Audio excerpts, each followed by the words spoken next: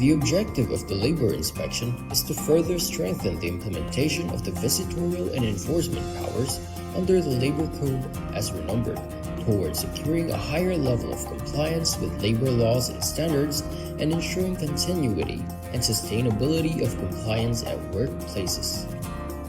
For this purpose, the Department of Labor and Employment delegates this function to the regional offices with the issuance of a list of labor inspectors who are given the authority of conduct inspection, which covers all private establishments, including their branches and workplaces in the regions.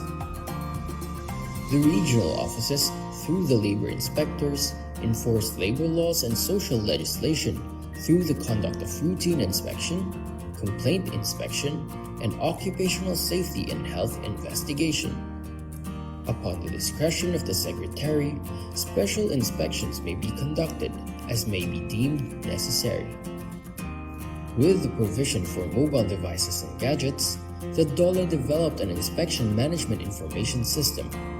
An important feature of the system is data capture and transmittal from the field in real time, as an electronic checklist is filled up through the use of mobile devices and gadgets. Data are instantly available for viewing and processing to generate reports, statistics, and summons, including real-time monitoring of decent work indicators based on the country's decent work profile.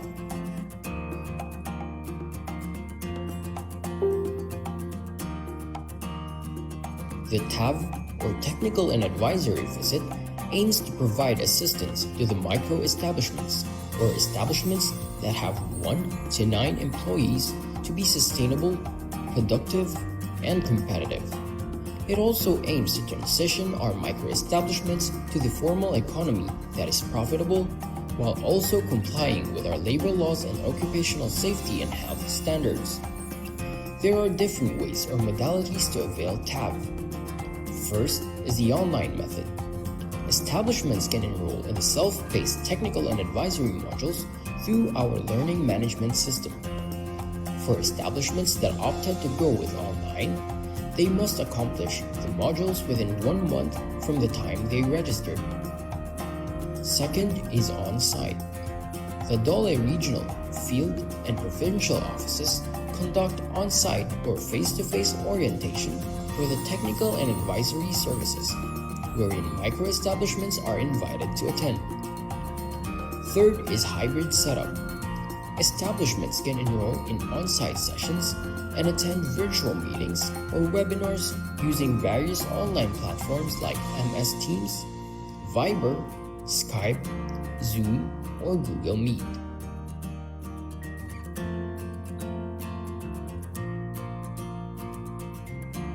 The establishment report system was created to streamline the documents and reports required from establishments in the private sector. Several administrative requirements will be submitted through this site as a central platform. Through this system, employers no longer need to physically submit establishment reports to DOLE since reportorial requirements can be completed remotely through the ERS. There are various types of report that can be submitted through the establishment report system. These are telecommuting report, job displacement report, flexible work, 13th month report, and employer's work accident or illness report. The establishment report system ensured the safety of employees of DOLE and its clients by minimizing the risk of contracting the COVID-19 since the need for physical contact has been removed in this process.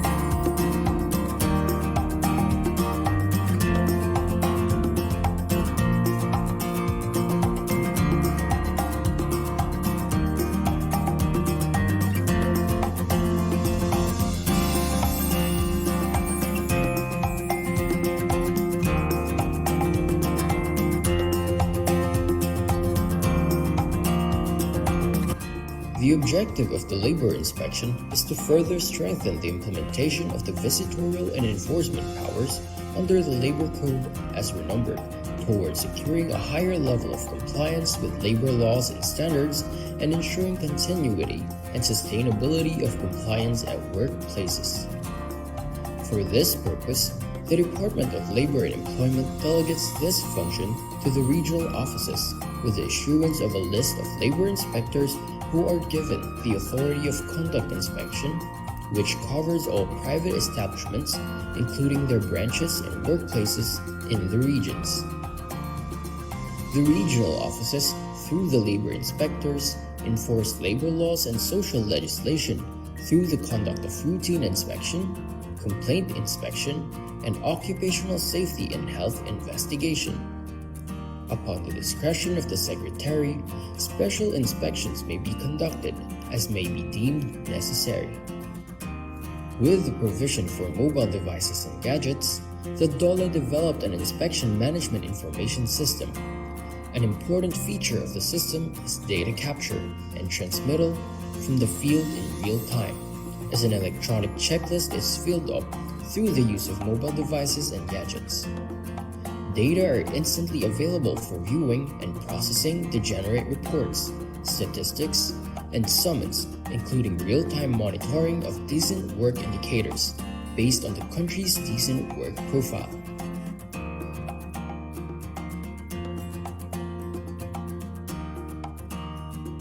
The TAV, or Technical and Advisory Visit, aims to provide assistance to the micro-establishments, or establishments that have 1 to 9 employees, to be sustainable, productive, and competitive. It also aims to transition our micro-establishments to the formal economy that is profitable, while also complying with our labor laws and occupational safety and health standards. There are different ways or modalities to avail TAV. First is the online method. Establishments can enroll in the self-paced technical and advisory modules through our learning management system. For establishments that opted to go with online, they must accomplish the modules within 1 month from the time they registered. Second is on-site. The Dole regional, field, and provincial offices conduct on-site or face-to-face orientation for the technical and advisory services, wherein micro-establishments are invited to attend. Third is hybrid setup. Establishments can enroll in on-site sessions and attend virtual meetings or webinars using various online platforms like MS Teams, Viber, Skype, Zoom, or Google Meet.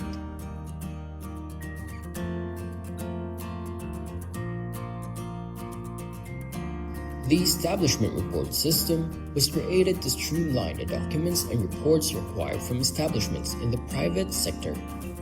Several administrative requirements will be submitted through this site as a central platform. Through this system, employers no longer need to physically submit establishment reports to DOLE since reportorial requirements can be completed remotely through the ERS. There are various types of report that can be submitted through the establishment report system. These are telecommuting report, job displacement report, flexible work, 13th month report, and employer's work accident or illness report. The establishment report system ensures the safety of employees of DOLE and its clients by minimizing the risk of contracting the COVID-19 since the need for physical contact has been removed in this process.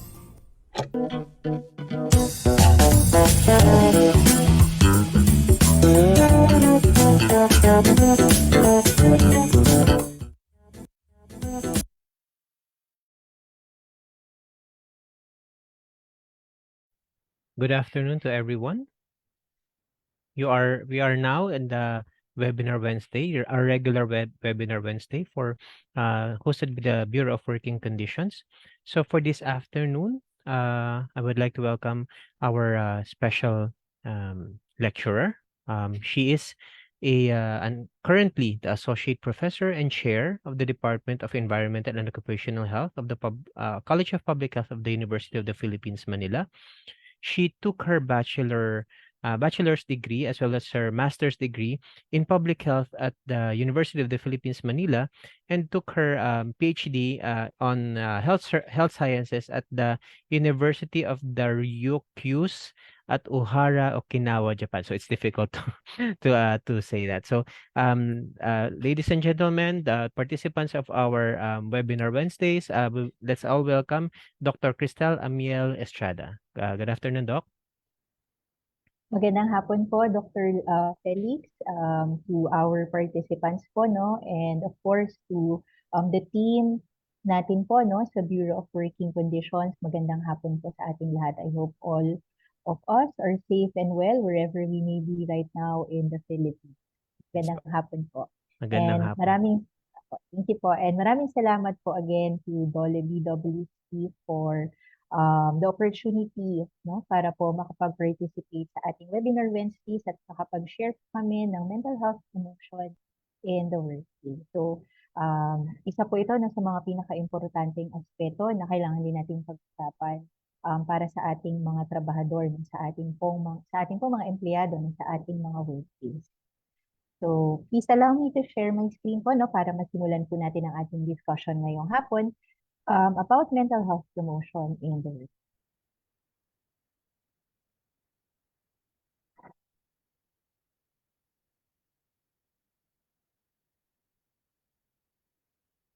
So, gaya po ng nasabi ni Dr. Labanda earlier, ang ating pong topic para sa ating webinar ngayong hapon ay tungkol sa mental health promotion in the workplace. So,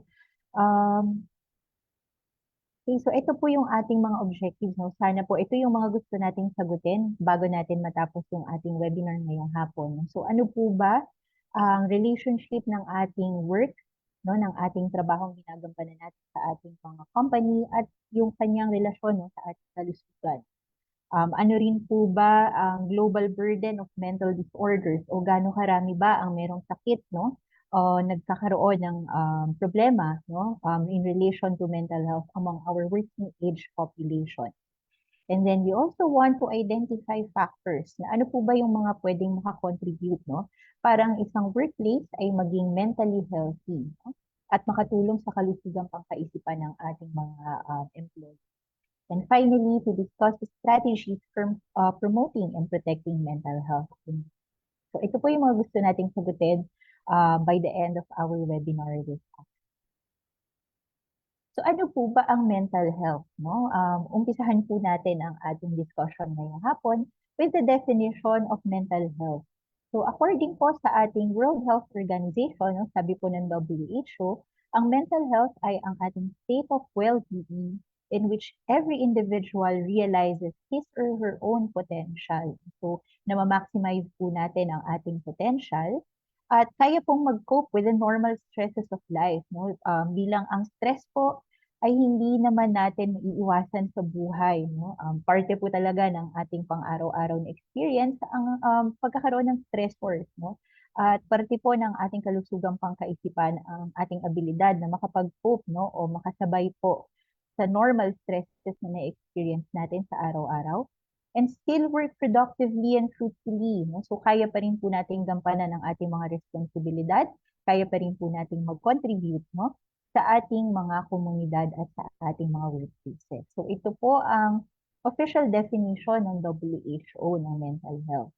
At kung titignan po natin dito, no, sa ating definition ng WHO ng mental health, makikita po natin na sa tingin po, no, dapat po na i-examine natin o pag-iisipan natin ang mental health na hindi lang po natin kinakahon yung definition ng mental health sa pagkakaroon ng sakit, no? Or ng mental illness or ng mental disorder o kung wala kang sakit or wala kang mental illness or mental disorder. Makikita po natin, no, na instead of just looking at it as black or white, no, na meron o wala kang sakit, makikita po natin, no, sa definition ng WHO na pag tinignan po natin ang mental health, dapat pinagmamasdan po din natin yung abilidad ng isang tao kung paano siya makakapag-cope, no, kahit na meron siyang experience na challenges o mga stressors, no, sa pang-araw-araw natin na life experiences. So, yun po sana yung gusto din nating i-promote, no, na hindi po natin titignan ang mental health as just being or having mental illness or not having mental illness or disorders. So, bilang tayo po ngayon, ang pinag-uusapan natin ay mental health in the workplace, no? Mag-focus po tayo sa usapan natin sa ating mga workplaces at particularly yung ating mga trabaho. So, alam naman po natin that work is a vital component of our daily life, no? Lalo na po tayong mga nasa working age populations o yung mga nagtatrabaho. Dahil po, no, we have 24 hours in a day at madalas po, no, yung ating isang araw, no, a huge chunk or a huge percentage, no, malaking porsyento po ng buong araw natin ay ginugugol natin sa ating mga trabaho or sa ating mga workplaces. Madalas yung ating 8 to 5 o yung lagpas pa po sa ating 8 to 5 ay tayo ay nasa ating mga workplaces. Kaya malaki po talaga, no, ang impluwensya ng ating workplace sa ating experiences, daily life experience, and of course, its effect on our physical and our mental health. So, considering din po, no, na mahaba yung oras na ginugugol natin sa ating mga workplaces, it's really not surprising o hindi po nakakagulat na malaki yung epekto ng ating workplace at ng ating ginagampanan ng trabaho sa ating mental health o kalusugang pangkaisipan. Pero paano po ba, no, na maaaring makapag-promote, no, o maging maganda ang ating kalusugang pangkaisipan or ang ating well-being sa ating mga trabaho, no, or ang ating workplace, no? Ano po ba ang nagiging epekto ng ating trabaho? Pagpo-promote ng ating well-being. So, unang-una po, no, yung purpose ng ating trabaho, no, yung meaning ng ating trabaho na ginagampanan natin. It's protective for our mental health, no? Kung naiintindihan po natin yung purpose ng ating ginagawa sa ating trabaho, no, kung para saan tayo bumabangon, no? Kung para saan ang ginagawa natin sa ating mga trabaho, no? it will give us a sense of accomplishment and also a motivation, no, para sa ating mga workers magpursige pa po, no, at makakontribute sa ating well-being, no? So, ito pong ating experiences sa ating workplace, no, can contribute to our well-being, no? And according po again, no, sa WHO, yung ating pong trabaho, no, ay nagpo-provide sa atin ng 5 categories po, no, ng psychological experience na maaring makapag-promote ng ating well-being. At ito po yung time structure, no? So nagbibigay po ng structure sa ating routine, no? Or sa pang-araw-araw nating schedule yung ating pagpasok sa trabaho. So nagkakaroon po tayo ng daily routine because of our work. At nakakatulong po yon sa ating well-being dahil alam natin na may susundan tayong schedule sa buong araw natin. And also, work provides us with an opportunity to interact with other people, no? Marami po tayong nakakasalamuha sa ating trabaho at nakakatulong po yun, no? Lalo na kung tayo ay may nire-resolvang challenge sa trabaho. Kung meron po tayong mga co-workers na maaring sumuporta sa atin at nakakausap natin, nakakapaghinga tayo ng ating mga nararamdaman at na-experience sa workplace, nakakatulong po yon sa ating well-being. Bukod po doon, no, yung collective effort and purpose, ito po yung sinasabi natin kanina, no, kung para saan ba tayo bumabangon, no, at nagpo-contribute sa ating trabaho. Kung nakikita po natin na yung mga tasks na ginagampanan natin sa ating workplace, no, ay nakaka-contribute para maka-achieve tayo ng mga accomplishments or ng mga targets sa ating company, no, ito po ay nakakapag-promote ng well-being ng ating mga workers. And then next, yung ating social identity. So, ito po ay nakakatulong din, no, na makapag-promote ng self-esteem ng ating mga workers at nakaka-contribute sa ating well-being. Na alam po natin na ito po yung ginagampanan nating role sa ating mga workplaces at ito yung ating way para makakontribute, no, sa development, no, not just at the community level but to national productivity, no. Nakaka-contribute po yan sa well-being ating. And finally, regular activity, no, this is also in relation po sa ating time structure na nabanggit po natin kanina, no, na meron tayong routine na sinusundan natin at nakakatulong po yun sa ating kalusugan. So, gaya po ng nakikita natin dito sa slide na to, no, kung paano po nakaka-contribute sa ating well-being ang ating trabaho, meron din po siyang aspeto, syempre, no, kung may positive po, meron din po mga negative na aspeto, no, na maaari din po makakontribute sa ating kalusugan sa ating workplace, no, at yung ating pong mga negative experiences sa ating work environment can also lead to certain physical and mental health problems. So, paano naman po maapektuhan ng ating trabaho yung ating kalusugan pangkaisipan? No? So, tingnan lang po natin dito sa slide natin. No? So, alam naman po natin, no, na yung trabaho natin can have an effect, no, gaya na nasabi natin kanina, on our health, specifically on our mental health. So, dito po, no, makikita natin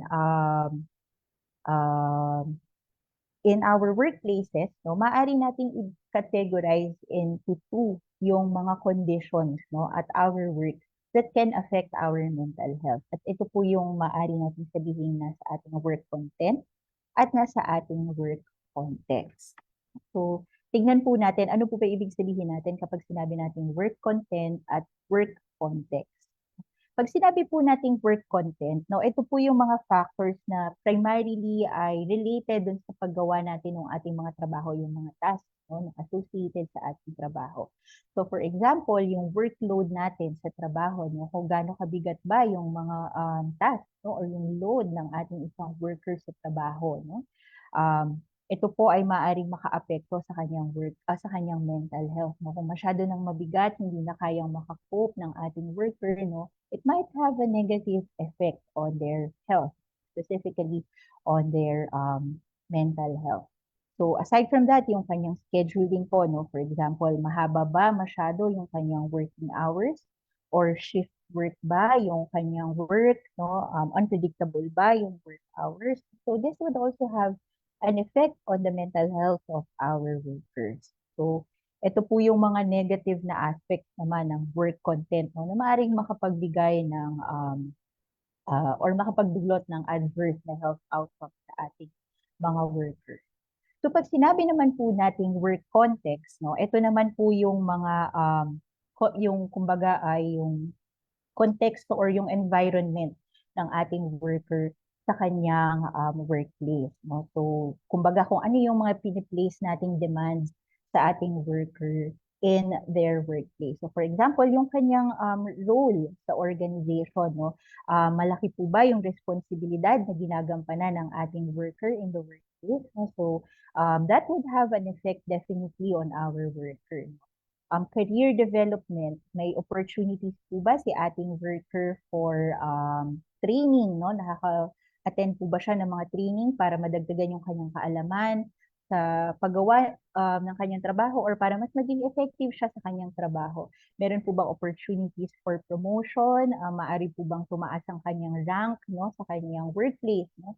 Workplace culture, supportive po ba ang environment ng ating workplace, no? Meron po bang opportunity na magbigay ng kanya-kanyang opinion ang ating mga empleyado para maging mas effective yung pag-carry out ng tasks in the workplace?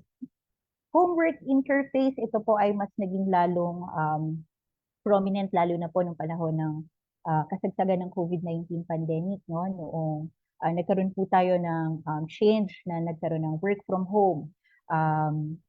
Meron po ba tayong, kumbaga, may border po ba, no? Or meron ba tayong delineation between home life and work life, no? Hindi na inuuwi ang trabaho at home, no? Naiiwan natin ang ating mga trabaho sa workplace, no? At hindi na natin inuuwi sa ating mga sariling tahanan. And then, of course, no, yung ating interpersonal relationships sa ating workplace, no?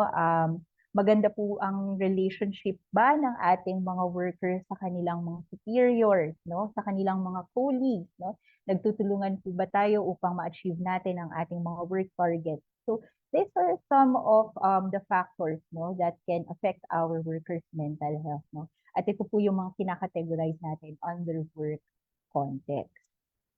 Right, so sa mga nakaraang slides po na napag-usapan natin ang definition ng mental health, ano po ba ang relasyon ng mental health at ng ating trabaho, paano nakakaapekto ang ating trabaho sa ating mental health.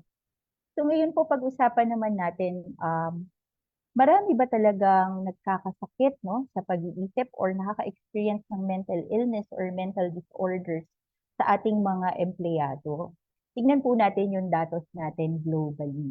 So ito po ay mula sa pag-aaral, no, na published ng ating WHO at ng iba't iba pa pong mga siyentipiko, no. Ito po ay inanalyze nila ang data from across countries and across regions. And it was found that among the working age group, no, yung pong ating mga membro ng populasyon na nagtatrabaho, nakita po natin, no, that there was 17.6% annual prevalence of common mental disorders. Ano po ba yung mga tinatawag nating common mental disorders? Ito po, for example, ay yung ating depression, yung ating anxiety, ating schizophrenia. No? So ito po yung mga common mental disorders. At base po dito sa pag-aaral na ito, no, this was published po in 2018. No? Yung datos po ay from 2000 to 2016. At makikita po natin na almost 20%, no, yung meron pong experience ng common mental disorders.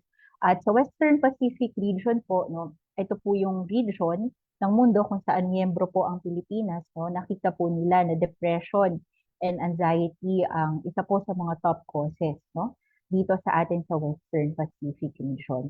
At ito pong pagkakaroon ng mental disorders, no, can also have an effect, no, sa ating productivity. At nakita naman po dito, no, na medyo malaki yung nawalang output dahil po sa pagkakaroon ng ating mental disorders. So makikita po natin kung gaano kalaking problema po siya, hindi lang sa Pilipinas, no, kundi po sa buong mundo. No? So isa po talagang global public health concern ang mental health problem.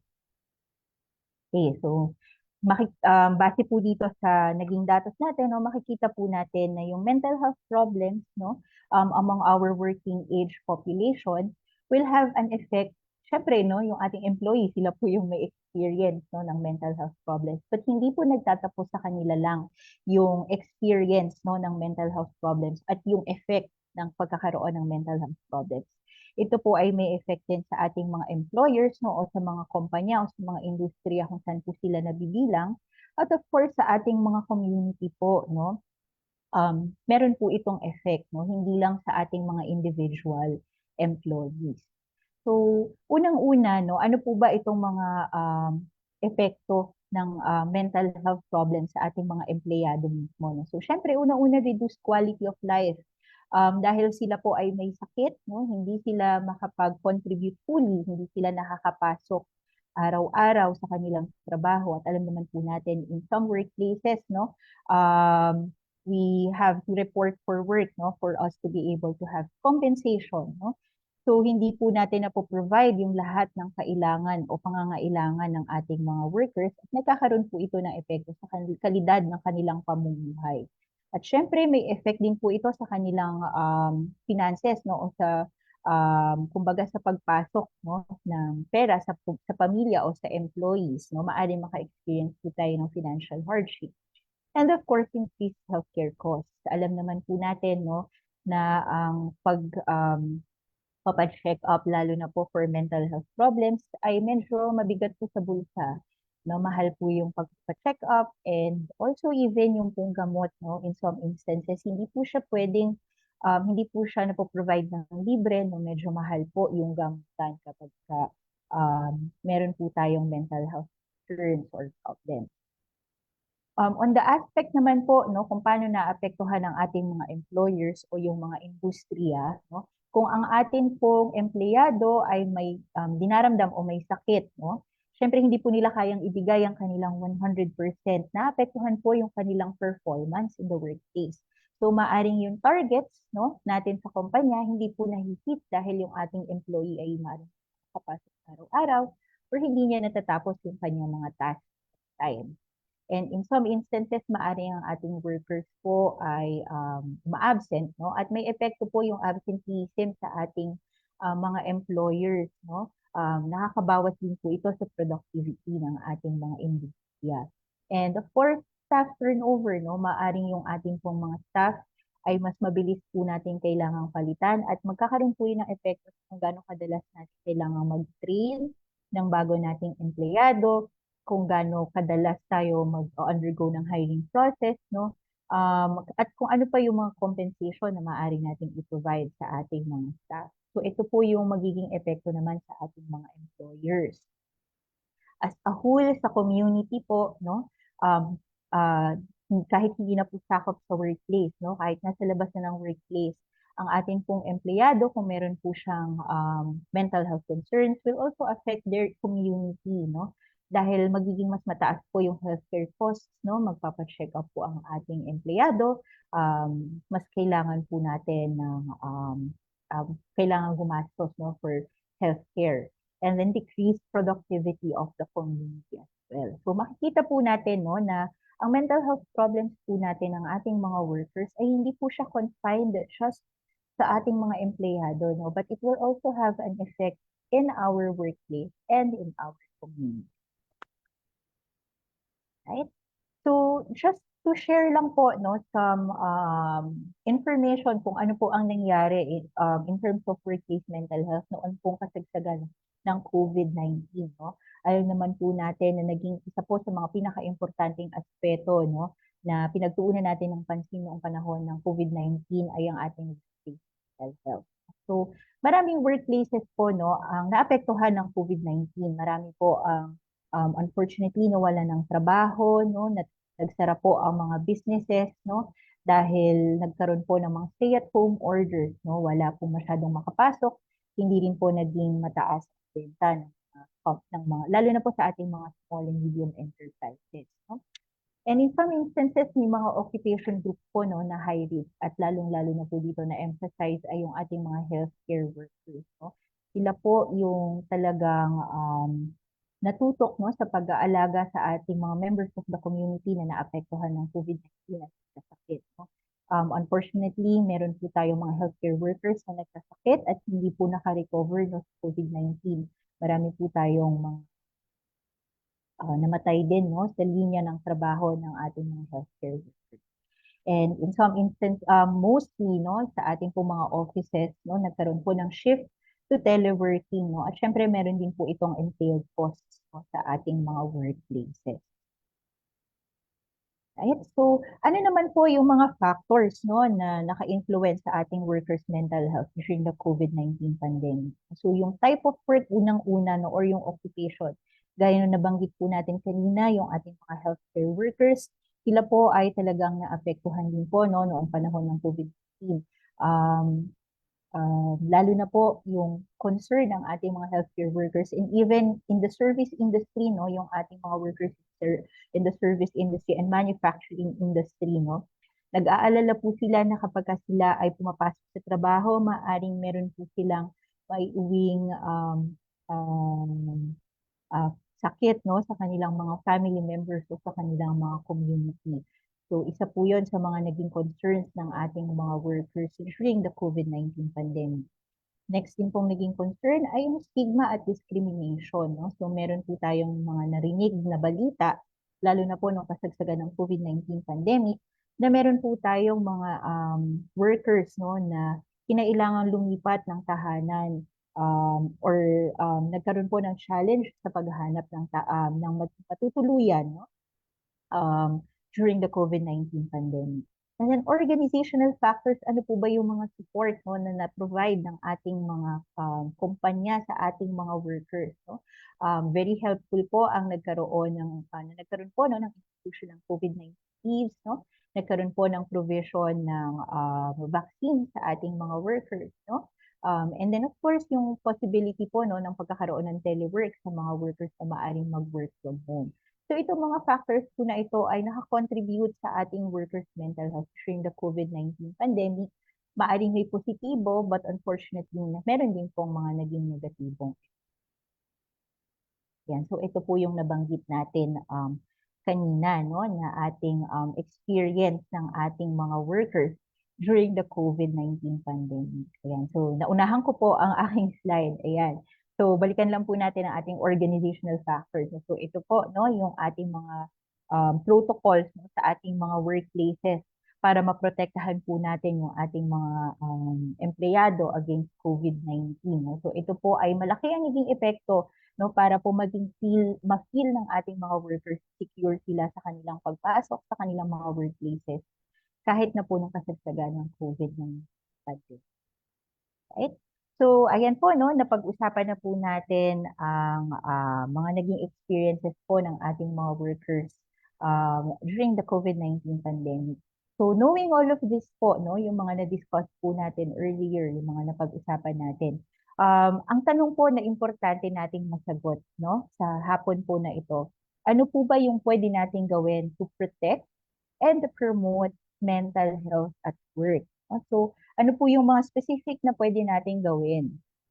So gaya po ng sabi natin kanina, ang trabaho po ay talagang isang importanteng component ng ating pang-araw-araw na buhay. So it's really a central component of our life that we cannot do away with, no? So dapat i-maximize po natin yung ating workplace, no?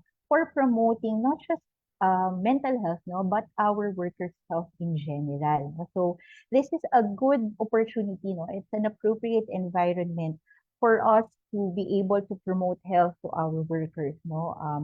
Para matuto po yung ating mga workers kung paano nila mai-improve, no, ang kanilang awareness about health issues.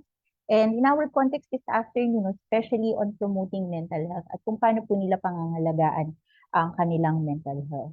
And aside from that, no, bukod po sa location na pwedeng mag-promote ng mental health, no, ng ating mga workers, ang ating pong workplace ay isa rin pong avenue, no, kung saan maaari rin po natin maiwasan o mapigilan ang pagde-develop o pagkakaroon ng ating mga workers ng mental health concerns or mental health problems. So ano po ba yung mga specific na pwede natin gawin? So dito po papasok ang ating healthy workplace.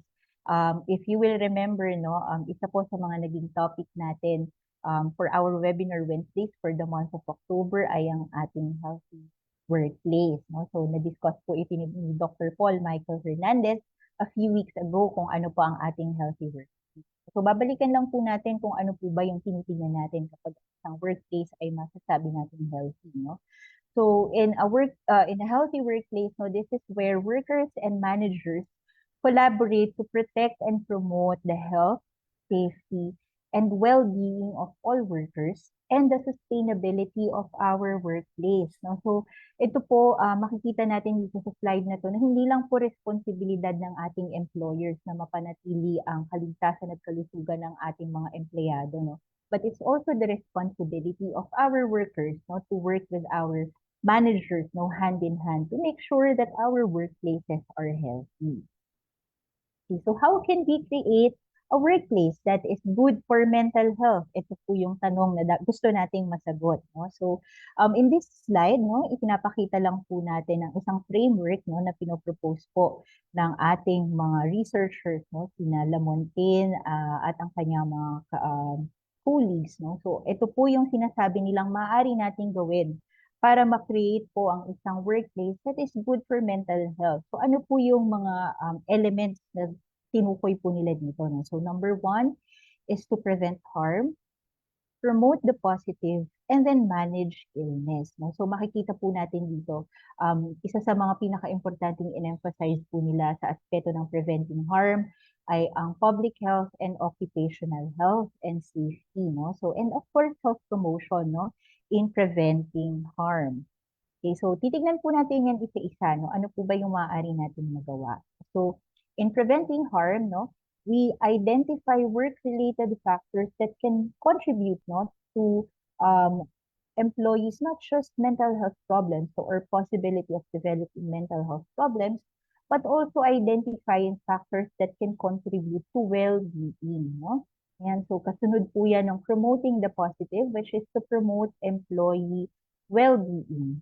And then kung meron pong tayong mga empleyado in the workplace, no, na nagkaroon ng experience, no, or unfortunately ay nag-develop ng mental health disorder, we also provide support, no, to these employees who are experiencing mental health problems. Okay, so ano po yung maaari natin gawin, no? So we can categorize it, no, according to the WHO guidelines for mental health at work, no? Kung ano po yung mga pwede po nating gawin, no? So maaari po natin siyang i-divide into organizational interventions and then training for our managers and then training for our workers. So, ito po yung mga recommendations, no, ng WHO for creating a workplace that is good for mental health. So, unang-una po, no, for our organizational interventions, ano po ba yung sinasabi po nila dito? No? So, it can be universal organizational intervention. Kapag sinabi po nating universal, ibig sabihin po, no, ito po ay para sa lahat ng ating mga workers. No? Hindi po tayo mamimili kung sinong workers ang ita-target natin. Ito po ay para sa lahat, no? Kapag sinabi po natin universal organizational interventions. Okay? Maari din pong organizational intervention for health, humanitarian, and emergency workers. No? Ito po ay targeted sa ating mga workers naman po, no?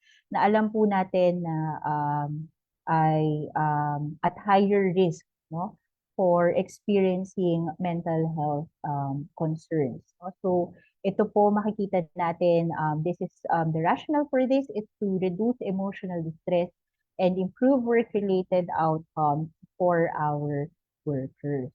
So, ito po yung ating recommendations, no, ng WHO. And the next is organizational interventions for workers with mental health conditions. No? So, ito po ay para naman, targeted naman po ito, no, specific for our workers naman na meron pong mental health condition. Okay? So, for training our managers naman po, no, we provide managers with training so that they will be able to support their workers, no, mental health, no. Ma-i-improve po natin ang knowledge ng ating mga managers, no, on how to support our workers, no, in creating an environment in the workplace that is good for mental health. And aside from that, isa po sa mga training na kailangan din po ng ating mga managers ay para i-identify din po, no, kung sino sa mga workers ang maaring napapansin nila ay maaring nagkakaroon ng challenges or nag-experience ng mga challenges na maaring makakapag apekto sa kanilang mental health. No? So, or maari din naman na training para maging encouraging ang ating mga managers no, sa ating mga employees na sila po ay magkonsulta kung sa tingin nila ay kailangan nilang kumonsulta sa mga espesyalista. No? Mas maging open ang ating mga empleyado na magsabi sa ating management na sila po ay kailangan ng tulong at kailangan ng referral. So ito po yung mga training na maaari natin i-provide for our managers. And then training din po no for workers in mental health literacy and awareness. So hindi lang po yung employers ang explain natin or yung ating mga managers but also for our workers as well no. Pag sinabi po kasi nating mental health literacy no, so they are able to decide for themselves no kung ano po yung kailangan nila, kung may kailangan ba silang tulong no, ano yung saan sila maaring lumapit, ano yung mga impormasyon na kakailanganin nila para makakuha sila ng tamang care or treatment or support no, sa kanilang pinagdadaanan. No? Para rin po mabawasan yung stigma or yung discrimination no, para sa ating mga workers who are experiencing mental health problems or mental health concerns. Right? So, ito naman po, no, kung meron po tayong universal at meron po tayong targeted, no, ito po may individual, the WHO also shared recommendations no, for individual intervention. So, para po sa ating mga workers who might be experiencing distress, no, ano po ba yung pwede natin gawin? Stress management, stress education, no? So kung ano po yung maaari nating i-provide na information sa ating mga work. Right?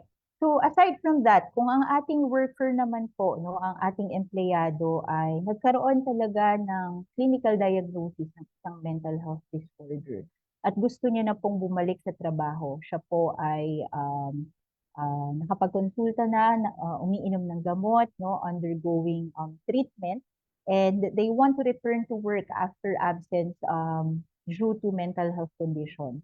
So, ano naman po yung maaari nating i-provide no, na support for our workers. So, maaari po tayong mag-provide ng information no, for our workers on how they can slowly no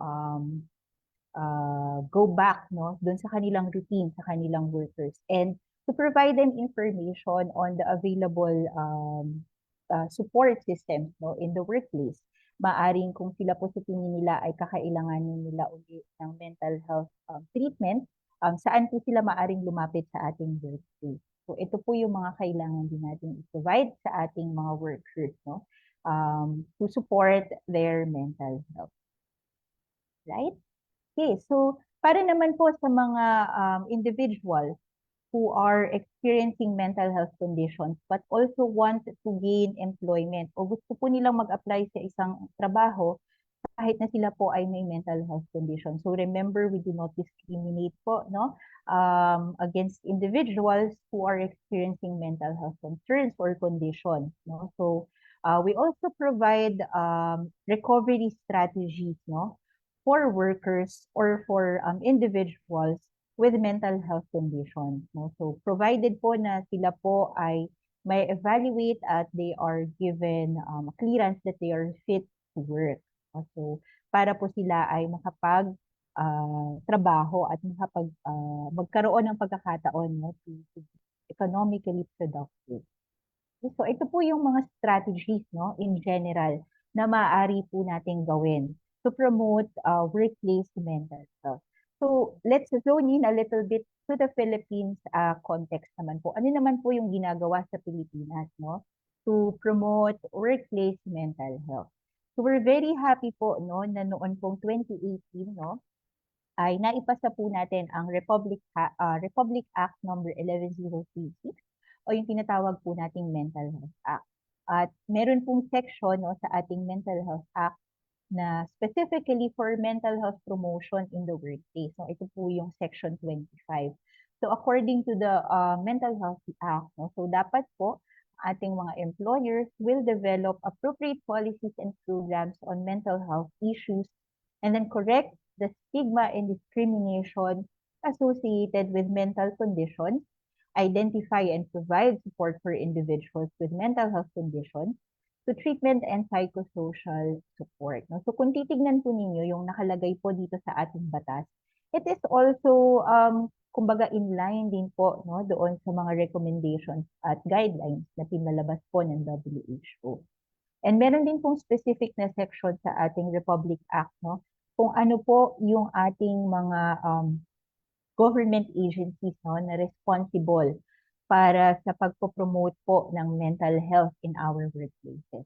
So specifically, nasa Section 35 po, no, nakalagay po na ang Department of Labor and Employment and ang ating Civil Service Commission po ay dapat na mag-develop ng guidelines and standards on mental health programs for the workplace. So dapat po ito ay appropriate and evidence-based. No?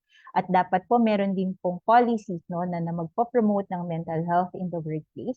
And not just promoting mental health, no, but also address the stigma and the discrimination no, for mental health concerns. Alam naman po natin no, na talaga pong isa sa mga barriers no, para po sa ating mga individuals experiencing mental health concerns or kung meron po talagang mental health condition, ay yung fear no, or yung stigma and discrimination no, na nakakahinder po talaga yon para sa ating mga individuals no para mag-seek help or mag-disclose na sila ay may pinagdadaan ng mental health concern. Okay? So aside from that, no, bukod po sa ating mental health law, ayan, so in accordance with the mental health law, naglabas po no ang ating Department of Labor and Employment ng Department Order number 208 series of 2020. Ito po ay very timely no. Lumabas po ang Department Order number 208 bago po ang COVID-19 pandemic. No? Nagkaroon po ng guidelines for the implementation of mental health workplace policies and programs for the private sector. No? So naglabas po ang ating DOLE ng Department Order para po magkaroon ng guide ang ating mga workplaces kung paano po tayo gagawa ng policies at programs para sa mental health in our workplace. For our public sector naman po, no, naglabas din po ng memorandum circular ang Civil Service Commission, no, para naman po sa mental health programs in the public sector. No? So ito po ay in accordance with our mental health law, no, dahil sila po ang na-identify no, na government agencies natin that are the lead agencies no, for workplace policies and programs for mental health. Okay? So, according po no sa ating mga legal instruments na nabanggit kanina, yung ating pong batas at yung ating department order at memorandum circular, ano-ano po ba yung mga nakapaloob doon no in the Philippine setting? No? So, unang-una, no, meron po tayo dito nababanggit na advocacy, information, education, and training. No? So, ito po no ay targeted para po ma-address din natin yung stigma at discrimination no laban po sa na nakakaapekto no sa ating help seeking for mental health.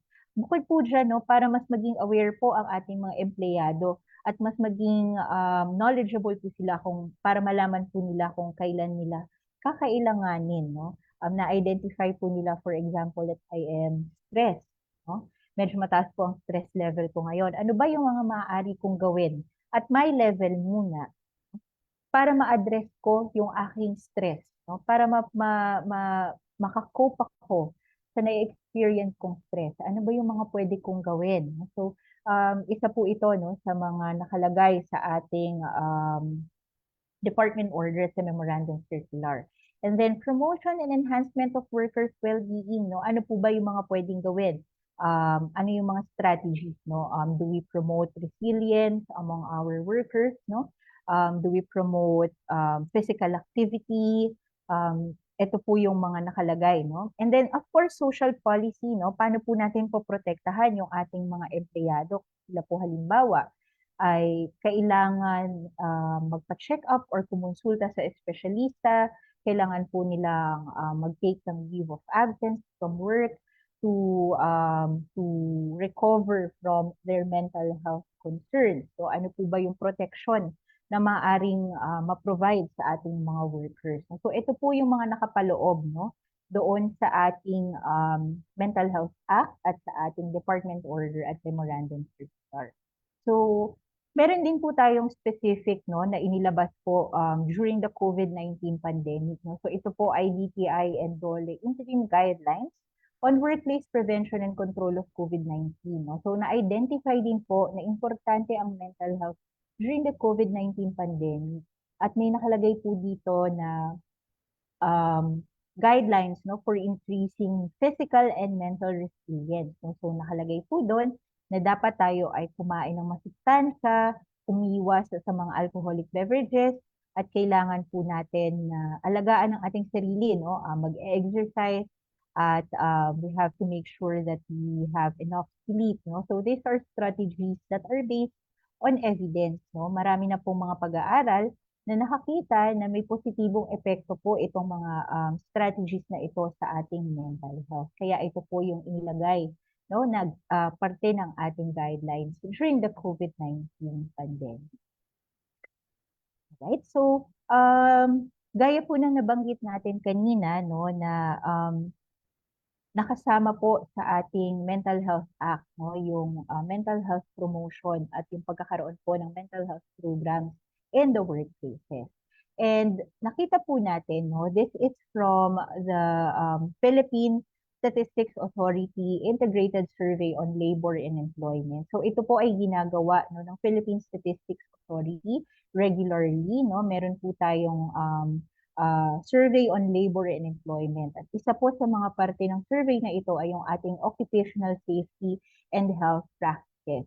At isa po sa mga tanong doon ay kung ano yung mga programa na pinapatupad sa mga workplaces. So remember, according din po sa ating OSHLO, no, meron pong mga minimum requirements, no. Ano po yung mga programa na dapat ay meron sa ating mga workplaces. At yung mental health program po ay isa sa mga minimum requirements. So dapat po ang ating mga workplaces ay meron po dapat mental health program.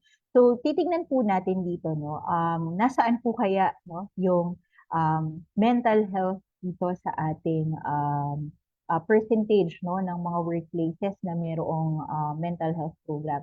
So kung titignan po natin, yung mga top na mga programs na ini-implement po sa mga workplaces ay yung nandito sa ibabaw, no? So yung smoke-free workplace, fire prevention and control, anti-sexual harassment, no, work-related injuries and illnesses, comprehensive policy on OSH. No? So ito po yung mga top programs na present sa ating mga workplaces.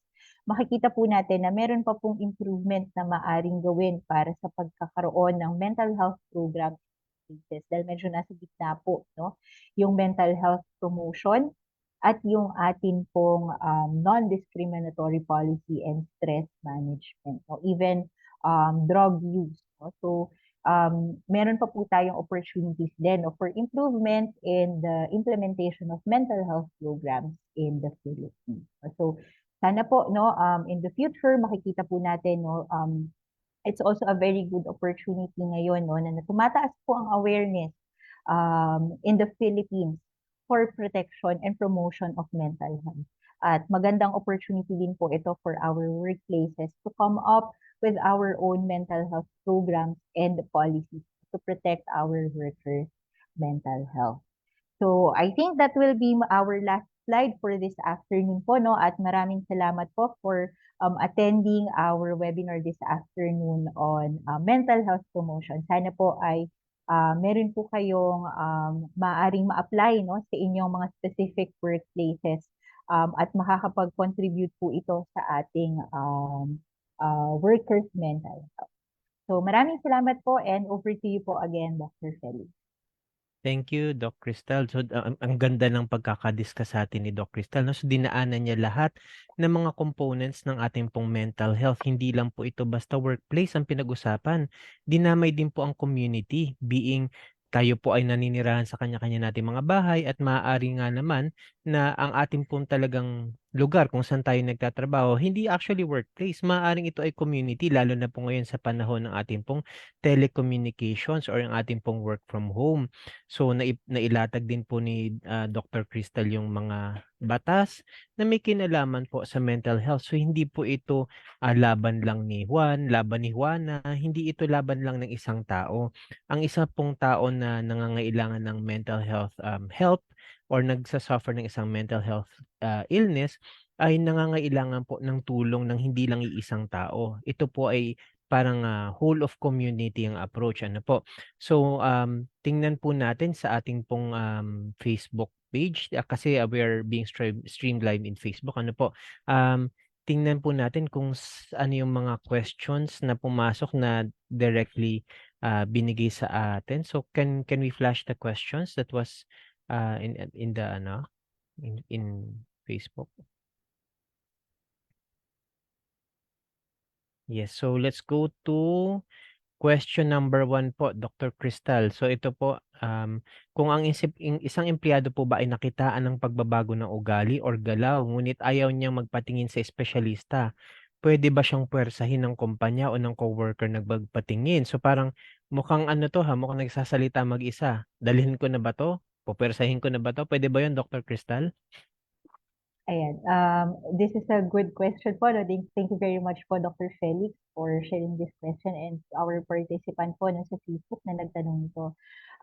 So, ang tanong po ay kung may isa tayong empleyado na nakita ng pagbabago ng ugali, pwede ba siyang puwersahin ng kumpanya o ng coworker na magpatingin? So, I think the keyword here is puwersahin, no? Unang-una sa lahat po, no, when we talk about mental health concerns, we have to make sure that the individual also recognizes in himself, no? Na siya ay nangangailangan ng tulong. No? I-empower po muna natin yung ating employee. No? Kaya po kung mapapansin niyo yung nakalagay po sa ating batas at sa ating mga department order and memorandum circular is we also equip our employees, no, our workers with the knowledge. No?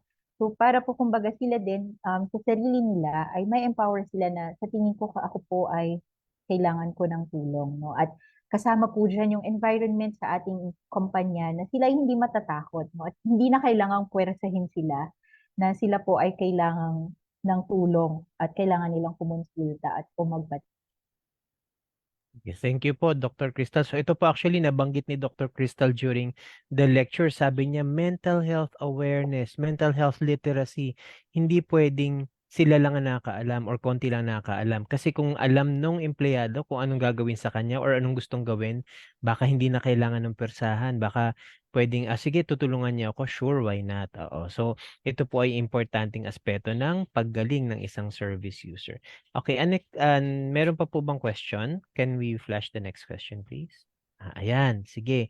So ito po ay paano po kung maliit lang ang kumpanya namin at wala namang kaming alam tungkol sa sakit sa utak? Paano po kaya kami gagawa ng policy? Ito po yung mga siguro mga bakery, mga sari-sari store. Kasi sila rin po ay maaari pong magkaroon ng mental health problems ang kanila pong mga manggagawa. Paano po kaya? Okay, ayan po. No? So ito po ay isa uling interesting question. No? So gaya po ng sabi natin kanina, ang mental health po ay hindi concern lang ng ating empleyado o ng ating kumpanya. It's a community concern as well. No? So hindi naman po natin pwedeng i-discount din ang maaring makontribute no, ng mental health services na maaring available sa ating mga community. No? So kung ang ating pong kumpanya ay maliit lang at wala po tayong alam tungkol sa mental health, no, ano po yung pwedeng gawin para gumawa ng policy. So unang-una sa lahat, maaari po tayong lumapit sa ating mga local government units, no? Meron po tayong health promotion and education offices. Maaari din po tayong manghingi ng tulong sa Department of Labor and Employment. No? So ang Department of Labor and Employment po ay ang sangay ng ating gobyerno na maaari pong tumulong din sa atin sa paggawa ng policies in our workplaces. So Ito po yung mga maaari nating hingian ng tulong in our area. No? So sa LGU, pwede po tayong lumapit sa ating health office, no? And of course sa ating DOLE. So maaari din po tayong lumapit sa mga academic institutions na may experience po sa paggawa ng policy. No? Maaari din po kayong humingi ng guidance. So for example, sa College of Public Health po, no, we have experts in health policy and administration. Maaari po nating hingian ng tulong o ng payo kung paano gumawa ng policy. Yan. So, hindi sapat na dahilan na konti lang kayo, maliit lang kayo. Pwede po kayong humingi ng tulong. Huwag pong mahiyang magtanong. Oo, hindi lang po sa butika applicable yan. Kahit po sa mga Yes, opo. institution po na iba. Oo. So, ito po, may third question. Paano po kung yung empleyado ay mukhang dinadahilan lang yung mental health niya para umabsent or hindi magtrabaho sa opisina? So, ito po yata yung mga parang, ay, stressed out ako, hindi ako mag-work. Paano po kaya Okay. yon? Okay, so ito po ay isang very challenging question. No? So hindi po natin maiiwasan na may encounter tayo na worker na maaring uma-absent po, no? At ang sinasabi natin reason ay may mental health concern. Pero hindi rin po natin pwedeng i-discount na ang ating worker ay talagang may pinagdadaanan. No? So ang importante po dito is we have to establish open communication between the worker and the workplace, no, sa ating mga management, no. Kailangan po natin na clear na makakausap natin po, kumustahin natin ang ating worker, no. Dapat po pag nag-usap tayo, it's with an open mind, no. We do not form judgment or kumbaga ay meron na po tayo agad notion na itong worker natin ay nagdadahilan lamang. So maari po kasing legitimately they are going through something that they cannot disclose, no, or they don't have the confidence to disclose, no. So maaari po nating kausapin ang ating employee, no. And if they're really going through something, no, maaari din po natin silang i-encourage, no, na if they really need to seek help, no, we can provide support to our workers. At bigyan din po natin sila ng opportunity din, no, na um, ng motivation po, no, sa ating workplace na kahit na po you are going through something, you can still contribute, no? Gaya po ng sabi natin, ang mental health po natin ay hindi naman lang siya dahil sa ikaw ay may sakit o wala. It also talks about how you're able to cope, no? So we also talk to our employee kung ano yung maaari natin gawin para makapag-cope siya, no, kung may pinagdadaanan po siya. So open communication po ang isa sa mga importanteng aspeto po para masagot natin itong number 6. Okay, thank you, Dr. Crystal. So, kung mapapansin niyo po dun sa mga nag-post po ng question dun sa ating pong Facebook live stream, hindi po namin pinick up yung question na wala pong kinalaman sa mental health. Ano po, ini-skip po namin yan. So, we will have avenues naman po for that. Marami po tayong webinar Wednesday. So, ngayon po, focus lang po tayo sa mga questions na may kinalaman po sa mental health. So, punta po tayo sa question number 4. Kung walang-wala po, saan po pwedeng magpunta? So ito medyo ano ka po sa budget, doktora, no? Mahal po kasi ang konsulta sa psychiatrist. So saan nga ba pwedeng pumunta? Okay, ayan. So, isa po din ito sa mga usual na questions po, no, na natatanong kapag ang pinag-usapan natin is mental health. Saan tayo pwedeng kumonsulta? So, meron po tayong mga health facilities naman po, no, na libre ang consultation, no. Maaari pong magpa-schedule din tayo, no. So, halimbawa po, meron din tayong mga health facilities na nag may bayad pero very minimal fee, no. So for example, sa Philippine General Hospital po, no, meron po tayong department on psychiatry, no, na maaari po tayong magkonsulta. Nandiyan din po ang National Center for Mental Health. Ayan, so National Center for Mental Health po natin, no, maaari din po tayo ditong kumonsulta, no. Kung hindi man po libre, ay very minimal lang po yung fee na maaari po nating bayaran. Meron din po tayong mga organizations na nag-o-offer ng consultation. For example po ay yung ating Philippine Mental Health Association. No? So sila din po ay open din po for consultation. No? Meron din po tayong kung online, no? Meron din pong mga teleconsultation, no, na maaari po nating maximize. So kung gusto po natin ng additional information, meron po tayong mga organizations na nag-compile na ng listahan, kumbaga, no, naglagay na po, nagkaroon na po sila ng database ng listahan ng mga health facilities kung saan po tayo maaring magkonsulta. So, isang example po ng ating organization na nagko-compile ng ganitong information ay ang ating mental health PH, no? So, meron din po silang Facebook page. Maaari nyo pong bisitahin, no? Meron na rin po silang mga listahan na nakolekta, no, na information kung saan po pwedeng magpunta. Okay, thank you po. Idagdag ko na rin po, Doc Crystal, no, ang ating pong DOLE Labor Advisory 19-23. Ito rin po ay naglabas din po ang departamento na guidance naman po para sa mental health availment. So ito po ay may kinalaman sa konsulta package, yung sa PhilHealth po. So Yes. importante lang nagko-contribute po sa PhilHealth. Ano po, hindi pwedeng mag-avail basta ng PhilHealth konsulta na hindi naman po kayo nag-avail. Ano po. So sa question number 5 po, may ahensya po ba ng gobyerno na nagpapatupad ng batas sa mental health? Tinuturo na ba ito dapat sa K-12? So sa mga bata, ito po ba daw ay tinuturo na dapat? Okay, ayan. Sige po. So, gaya po na nabanggit natin kanina, no, sa atin pong Mental Health Act, nakapaloob po dito sa ating batas, no, kung ano yung mga ahensya ng gobyerno na responsible po, no, sa pag-promote ng mental health in different settings. So, meron po tayo sa communities, meron po tayo sa workplaces, at meron po tayo sa schools, no. So, nabanggit na po natin kanina sa workplace na ang responsible po natin ay ang Department of Labor and Employment at ang Civil Service Commission. Nabanggit din po sa batas, no, na kasama din po syempre ang Department of Health, no, sa promotion ng mental health, no, hindi po pwedeng mawala ang Department of Health. So kung sa mga schools naman po ang pinag-uusapan natin, no, so kasama rin po natin ang Department of Education in promoting mental health in schools, no, for our children. So kasama po dito yung pagkakaroon po ng age-appropriate content for mental health, no? So pag sinabi po nating age appropriate, anong grade po dapat nagsisimula ang pag-usapan ng mental health, no? So sa ating pong current curriculum, meron na po tayong mga topics, no, na related sa mental health. Sa formal, no, at sa ating non-formal education, no? So sa formal po natin, meron na po tayo ditong pag-uusap kung ano po yung kung paano magpo-form ng healthy relationships, no, with peers, no? How do you deal with stress, no? Bullying, no? So these are just some topics that are already covered in our current curriculum, no? Ito po yung mga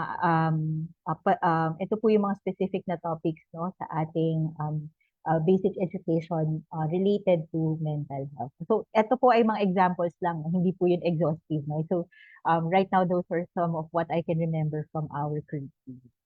So ibig sabihin po, pinapasok na siya sa curriculum. So wag po tayong Yes, magugulat opo. na ang mga anak natin ay parang ang daming alam nito ah. So kasama na sa tinuturo.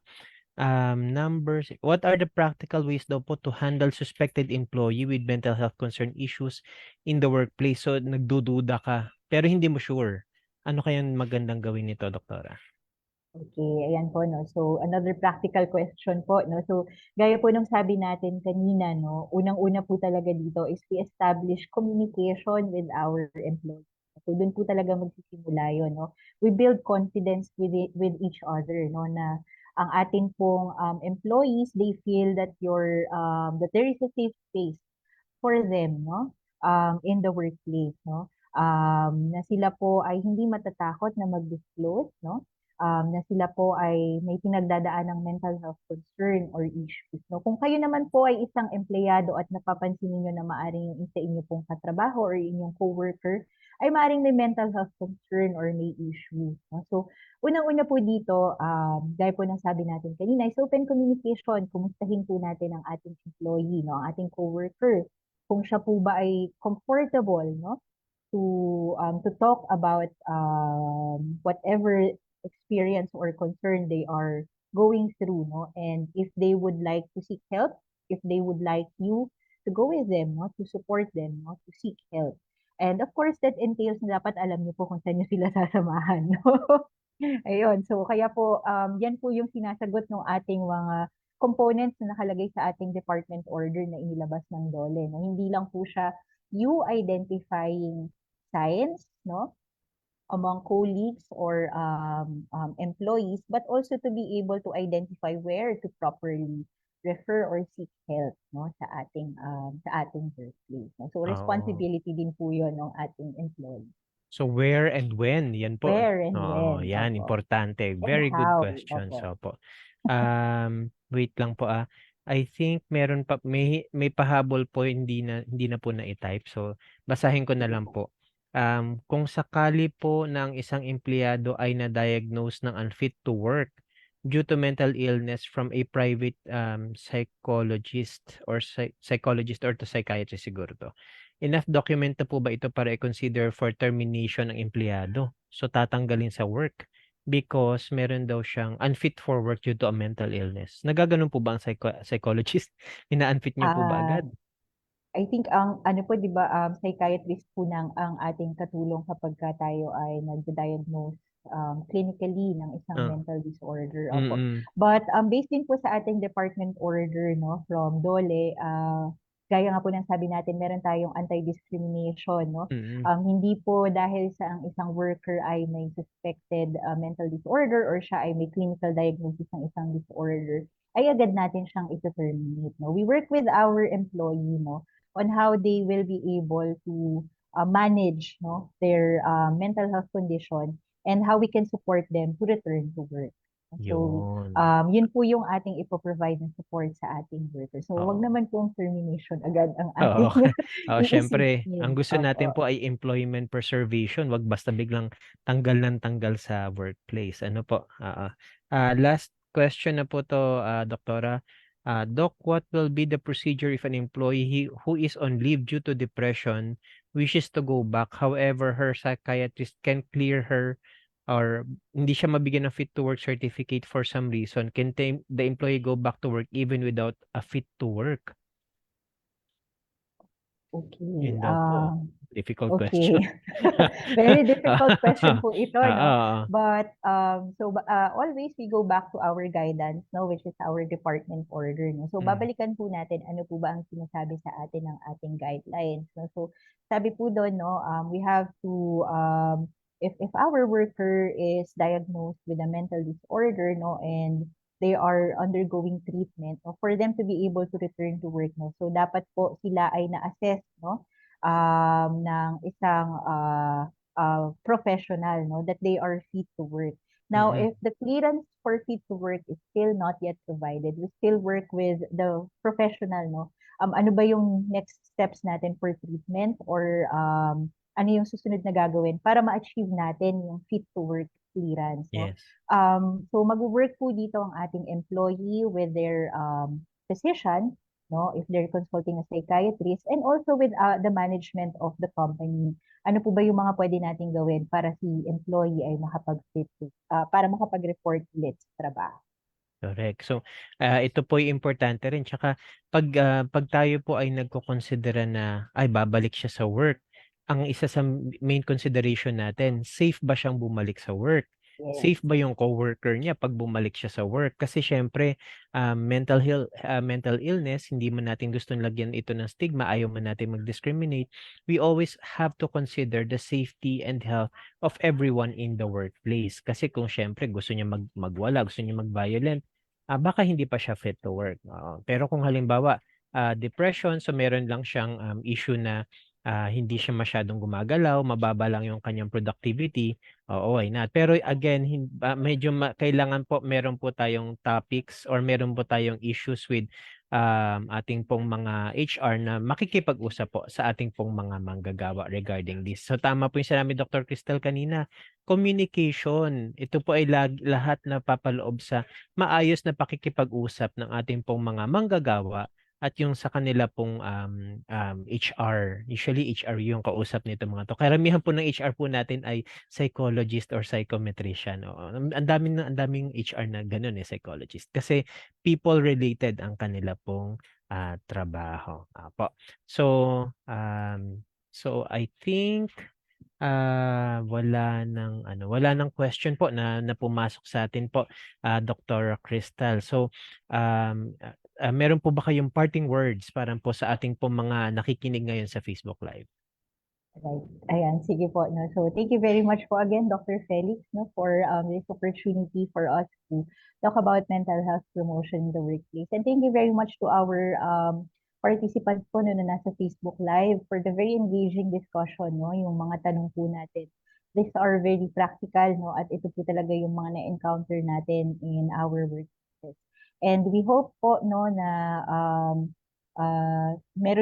makita po natin no yung importance of maintaining mental health among our workers, so promoting mental health in our workplaces, no, at kung paano din po natin mapoprotektahan yung ating mga employees. So we hope that you are able to get din po no some strategies that you can apply in your workplaces, be it small or large, no, at sana po ay ma-maximize din po ninyo ang inyong mga communities no for mental health resources. Ayan. So, hindi lang po tayo sa mga health facilities maaring humingi ng support for mental health, no? Marami po tayong maaring. Okay, thank you very much, Dr. Crystal Estrada. So in behalf of the Dole Bureau of Working Conditions, we would like to thank you and the Department of Environment and Occupational Health of the UP College of Public Health para po sa inyo pong time and expertise. So for the entire month of October, almost the entire month of October, ang ating pong mga speakers ay nanggaling po sa University of the Philippines, Manila, College of Public Health, Department of Environmental and Occupational Health. So ito po ay nag-focus po tayo sa mga sakit po sa mga kumpanya with the culmination po dito po sa ating mental health in the workplace bilang ang October po ay tinalaga na Mental Health Month. So again, with the promotion of mental health for our workers. Gagamitin ko na rin po ito, Dr. Crystal, as an opportunity para po imbitahan ng ating pong mga manggagawa ano po para sa ating pong sa atin pong mga susunod na activity. So meron po tayo, share ko lang po yung screen ko, ano po, this coming November and December po, for November 8, we have for episode 18, a drug-free workplace. May kinalaman pa rin po ito sa mental health. Oo, meron ang substance abuse po ay may kinalaman pa rin po sa mental health. We also have brain health in the workplace. Oops, sorry. And then meron po that's for episode 19. And then for episode 20 on November 22, we have workplace cancer prevention and control. For November 29, episode 21, violence against women and children or the VAUSI leave. And then for December 6, episode 22, that's enhancing voluntary compliance through employee engagement practices. And lastly po, for the December 13, the 13th of the month, mag-uusap po tayo tungkol sa 13th month pay. So very, very appropriate po. Again, ito pong infographics na to ay makikita niyo po sa Facebook page ng Dole BWC para po inyo pong ma-appreciate kung kailan pa po yung mga susunod na webinar. So kapag ito po ay mukhang tumutugon sa inyong mga pangangailangan sa inyo pong workplace, kayo po ay aming iniimbitahan upang kayo ay makasama namin sa mga future episodes po ng ating webinar Wednesday. Doon sa mga hindi naman po nakaabot, doon sa mga discussions ngayong October or even past na mga webinar episodes natin, ito po ay available sa mga video feed po ng ating pong BWC Facebook page. Tingnan nyo lang po, scroll down nyo lang po. Nandun po yung mga past episodes po natin for our webinar Wednesday. So again, thank you very much, Dr. Crystal, and thank you very much to everyone for having attended this webinar Wednesday for our episode 17 on mental health in the workplace. Thank you very much and have a great day. Bye. Maraming salamat po. Para sa katanungan at karagdagang impormasyon, maaari po tayong tumawag sa Dole Hotline 1349 o sumangguni sa mga Dole Regional o Field Office na nakakasakop sa inyong lugar paggawa.